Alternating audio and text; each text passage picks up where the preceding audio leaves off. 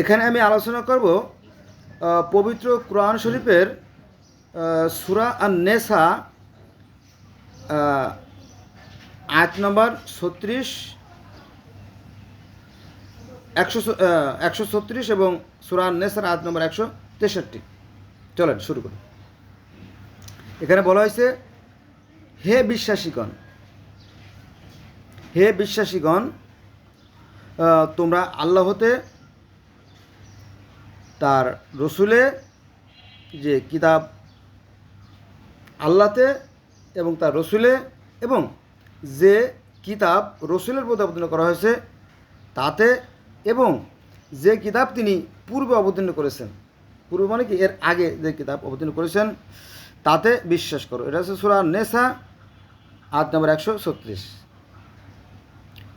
এবার আসবো সূরা নেসার আয়াত নম্বর 163-তে। সেখানে বলা হয়েছে যে ওহী প্রেরণ করেছি। ওহী মানে ঐশী যে বাণী বা বার্তা বা দ্য মেসেজ যেটা প্রেরণ করেছি কার প্রতি? নূহের প্রতি ও তার পরবর্তী নবীগণ, পরবর্তী বহু নবীর কথা বলা আছে।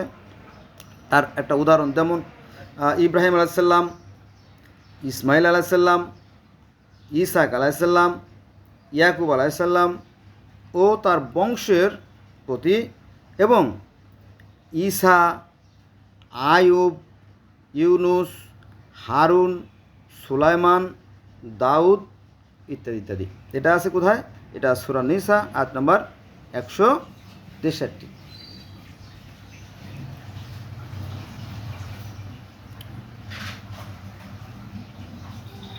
তো আল্লাহ বলতেছে যে এমন কোনো জাতি নাই, এমন কোনো সম্প্রদায় নাই, হ্যাঁ, যে আমি তাদের ভাষায় প্রতিনিধি প্রেরণ করি নাই। কেন? এটাকে প্রত্যেকের স্বজাতির ভাষাভাষী করে পাঠানো হয়েছে যাতে তারা সহজে বুঝতে পারে, তাই না?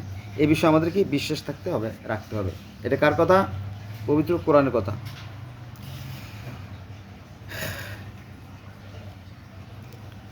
আমরা যদি দেখি যে এটা হচ্ছে আপনার সূরা ইউনুসের 19 নম্বর আয়াত। সেখানে বলা হয়েছে যে মানুষ ছিল একই জাতি, পরে তারা মতভেদ সৃষ্টি করে। তোমার প্রভুর পূর্ব ঘোষণা না থাকলে তারা যে বিষয়ে মতভেদ সৃষ্টি করত তত মীমাংসা হয়ে যেত।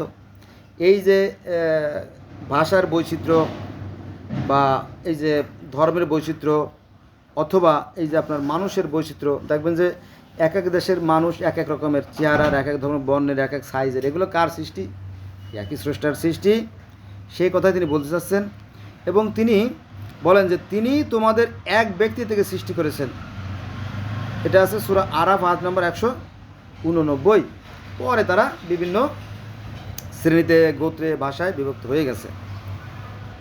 অথবা এমনও হতে পারে যে আদম আলাইসাল্লামকে প্রায় 6000 ভাষা শিক্ষা দেওয়া হয়েছিল, কারণ একটা জাতির পক্ষে তো অনেকগুলো ভাষা আয়ত্ত করা বেশ কঠিন। এজন্য হযরত আদম আলাইসাল্লামকে 6000 ভাষা শিক্ষা দেওয়া হয়েছিল।